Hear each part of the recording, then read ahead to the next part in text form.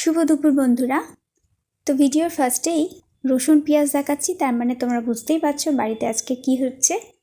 হ্যাঁ, ঠিকই ভেবেছো, আজকের বাড়িতে হবে চিকেন। তো বাবা বাজার থেকে কিছুটা বোনলেস চিকেন আর কিছু ভাঙর মাছ কিনে এনেছে। ভাঙর মাছটা মায়ের জন্য, বোনলেস চিকেনটা আমাদের জন্য। তো দেখো, বোনলেস চিকেনটা একটু অন্যরকমভাবে করা হবে। তার জন্য গাজর, ক্যাপসিকাম, ধনেপাতা, কাঁচা লঙ্কা, আদা আলাদা করে সরিয়ে রাখা হয়েছে। আর রসুন পেঁয়াজ তো আছেই সাথে। এই যে বেগুনটা দেখতে পাচ্ছ, এই বেগুনটা আর পাশে রাখা আছে ফুলকপি। এই দিয়ে আজকে ভাঙর মাছটা হবে। তো ভাঙর মাছ ধুয়ে রাখা হয়েছে এখানে। আর বোনলেস চিকেনটাকে টক দই ভালো করে মাখানো হবে, সমস্ত মশলাপাতিও মাখানো হবে। আমরা ওয়েট করছি রান্নার দিদির জন্যে। রান্নার দিদি এখন এসে পৌঁছায়নি, আজকের 10:30 বেজে গেল।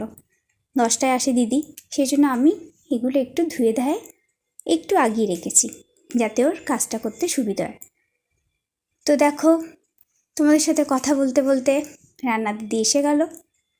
রান্না দিদি এসে গিয়ে দেখো ঝপাঝপ কাজ করার জন্য রেডি হয়ে গেছে, সমস্ত আনাজ কাটাকুটি শুরু করে দিয়েছে।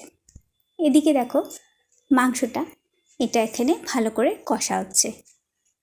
এই চিকেনটাকে একটু ভালো করে না কষলে কীরকম একটা লাগে খেতে।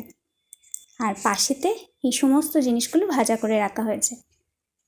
এটাকে ভালো করে টক দই মশলাপাতি দিয়ে ভালো করে কষা হলো। কষার পর এই সমস্ত ভাজাগুলো এর মধ্যে দিয়ে দেওয়া হবে। এটা মাছের তরকারি, ভাঙর মাছের তরকারি, ফুলকপি আর বেগুন আলু দিয়ে। এটা মায়ের জন্য আলাদা সরিয়ে রাখা হলো।